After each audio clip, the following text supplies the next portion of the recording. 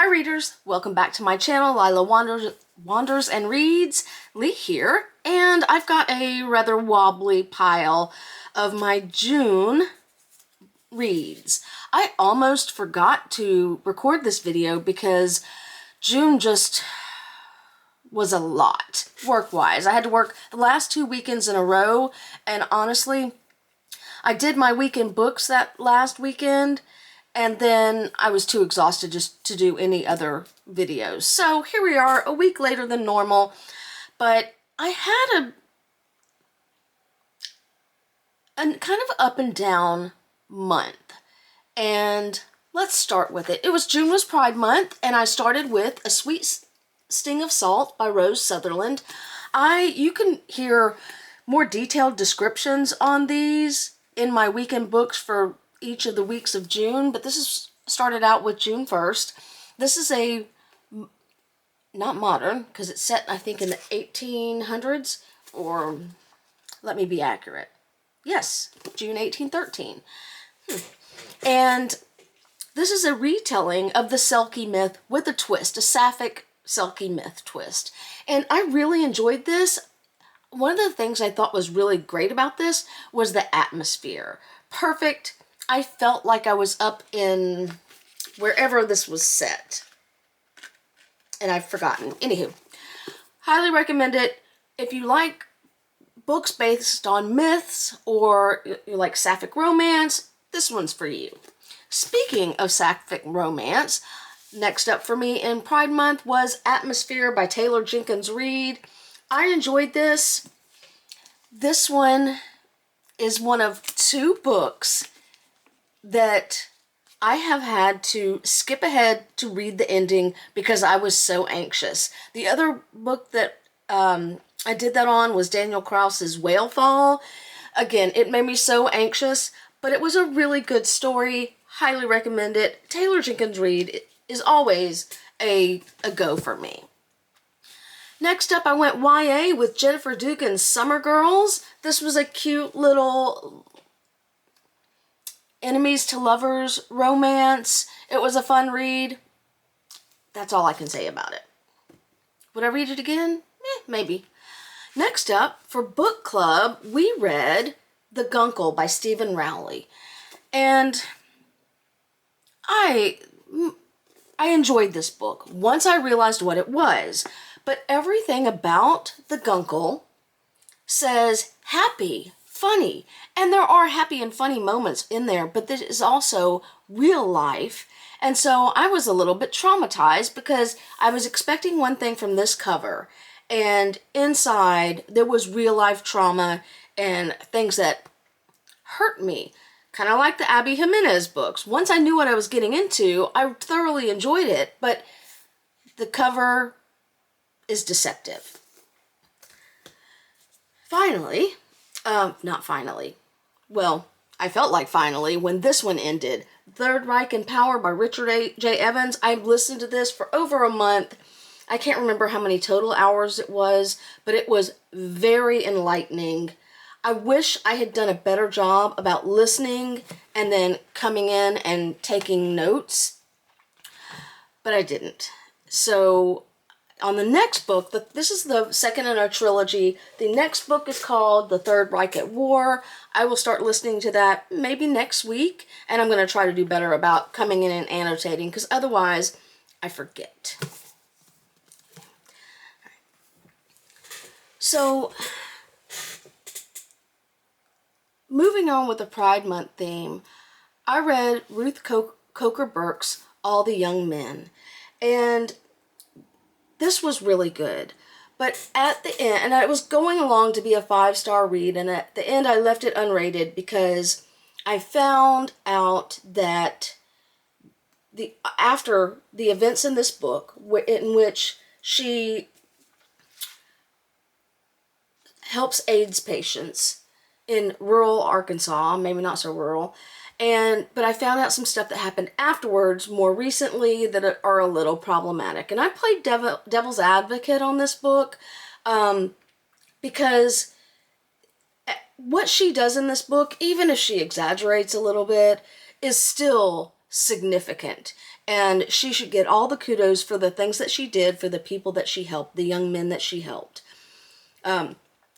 What happened afterwards in the 2000s or 2010s, like I said, I played devil's advocate when I talk about this in my weekend books because I feel for her, but it did kind of sour the perception I had of the book. Anywho. Toxic lesbian vampires. I am here for it. I adored Bury Our Bones in the Midnight Soil by V.E. Schwab. I've only read one of other of her books, but this one I just loved. It took me by surprise. I did not know where it was going. I didn't see the ending coming. I absolutely adored this book. If you like, I don't know if I consider this fantasy, except for that there's vampires, and it's not horror. It's more like a toxic lesbian vampires. That's pretty much it. I loved this book. This might go down as one of my favorites of the year, which I need to do a video on that too, to kind of reevaluate, what I've called my favorites this year. Next up, Johanna Van Veen is now an auto-buy author for me. I read My Darling Dreadful Thing last year, I believe, and I enjoyed it. But then, first of all, love these edges. Blood on Her Tongue came out this year. Was it this month? Maybe last month. More lesbian vampires, but this is such a unique take on the vampire myth that I really enjoyed it. I don't want to give any spoilers away because I didn't see it coming. Again, thoroughly enjoyed this book. Like I said, Johanna Van Veen is going to be an auto-buy author for me from now on.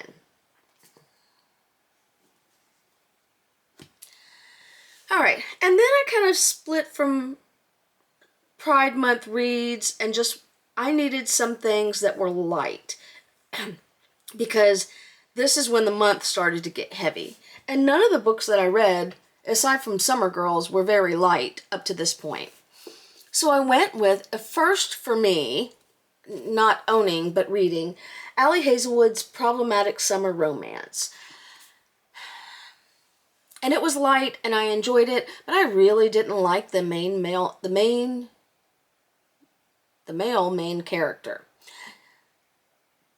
Here's I think a spoiler that I did not put in my weekend books. It's semi-spoiler, it's not that hard. So obviously she's in love with him, he's in love with her. We all know that because it's a romance. There's an age gap which she shoves down your throat every couple of pages. But he won't commit to her, but he will physically interact to her to a certain point, and then he won't finish the deal, which pisses me off because it's like you've got your finger inside her. Go ahead and finish it. Anywho, it was a good light read. I enjoyed it. I'm gonna read more by Ali Hazelwood, but hopefully they won't be as problematic as that one. Well, obviously not that problematic because I finished it and I enjoyed it. Next up, I went straight back into rom-com. One of my favorites, Sarah Adams, and I read The Off-Limits Rule. This is a revised and expanded edition, I guess, that they republished. And it contains one of my least favorite romance trope, and that's the brother's best friend. I went into this with a lot of trepidation, but what I liked was, first of all, everywhere there's a tab, I laughed out loud. Literally had to put the book down. Sarah Adams is great at that.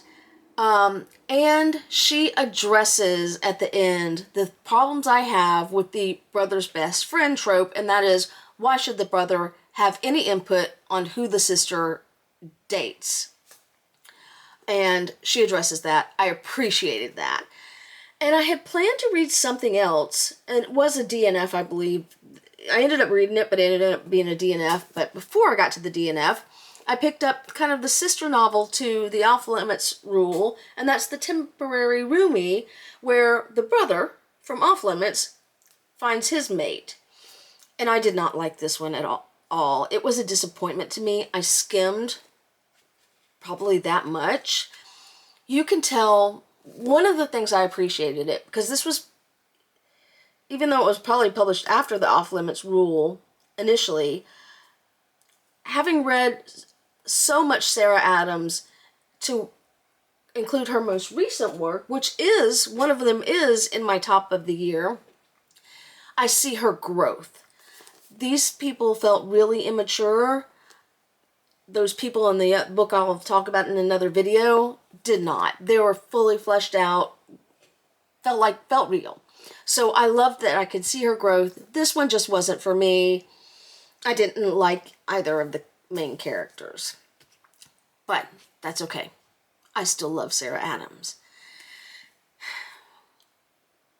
If you follow the news at all, you know that in mid-June, Israel attacked Iran, and so I decided to pick up The Stationery Shop by Marjan Kamali and read this one. This is set in 1953, and it is about a romance that is, you think it's interrupted by one thing, but it ends up being interrupted by another thing.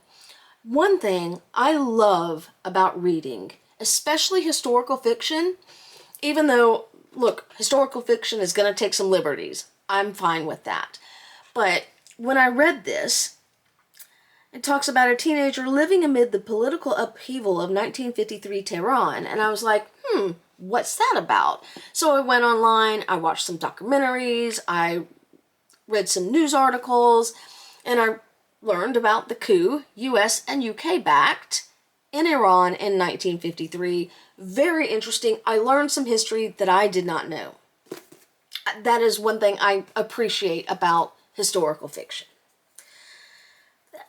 The Stationery Shop, with the book, was a bit of a disappointment to me overall.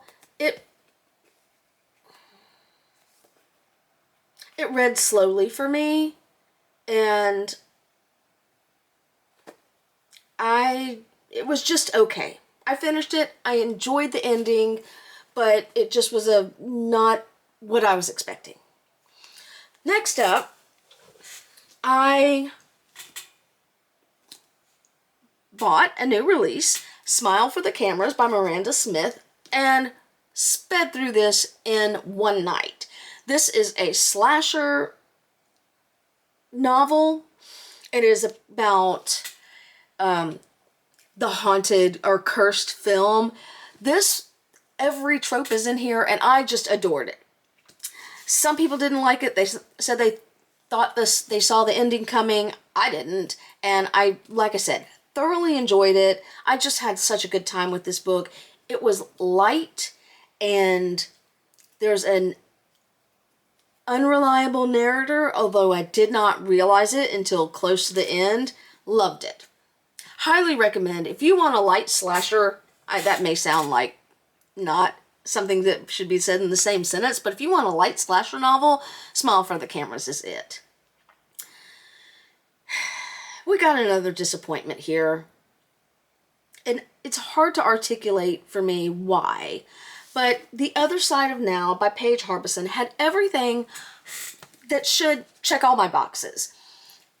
It's a alternate universe, and it's Ireland, and a love story, and a friendship gone wrong, but some things just didn't resonate for me. In the alternate universe, the main character and her best friend don't like each other very much, and I'm never quite sure why. And I really didn't connect with any of the characters in here. It was just an okay read. That makes me sad. My pile is getting wobbly. Finally, this is not in my weekend books because, like I said, the end of the month snuck up on me. This would have been in the first week of July's, but I'm just going to talk about it now in a little bit more detail. I really loved this book. Before I show you what it is, let me tell you, I love a fucked up narrator. A narrator, let me clarify, who is fucked up and knows she's a fuck up, but still tries. And that is who Florence was in All the Other Mothers Hate Me by Sarah Harmon. Let me tell you what it's about. I think I gave this 4 stars. It took me 2 nights to read it, but I had such a great time reading it. She's so fucked up. She does something and I'm like, oh girl. But I forgave her for it, even though it's really fucked up. The missing boy is 10-year-old Alfie Risby, and to be perfectly honest with you, he's a little shit. Florence Grimes is a 31-year-old party girl who always takes the easy way out. Single, broke, and unfulfilled after the humiliating end to her girl band career, she has only one reason to get out of bed each day: her 10-year-old son, Dylan.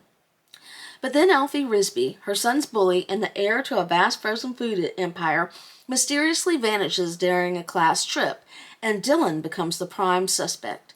Florence, for once, is faced with a task she can't quit. She's got to find Alfie and clear her son's name, or risk losing Dylan forever. The only problem? Florence has no useful skills, let alone investigative ones, and all the other school moms hate her. Oh, and Florence has a reason to suspect Dylan might not be as innocent as she'd like to believe. There were twists in here and that I didn't see coming. Apparently I'm blind this month, but I thoroughly enjoyed this. Everything Florence does, as fucked up as it is to protect her son, and I really can't fault her for that, even though there's one thing that's really bad. And I just adored this book. It probably won't go out in my favorite of the year, but I had such a fun time with it. It was a breath of fresh air after The Other Side of Now and The Stationery Shop and a DNF that just didn't work for me, and I don't even know where it is. Anywho, that is my month in books for June 2025. If you've read any of these, I'd love to hear from you. If you have any suggestions for what I should read next, I'd also love to hear from you down in the comments. And as always, if you've stuck with me this long, thank you for sticking with me on my journey, and happy reading.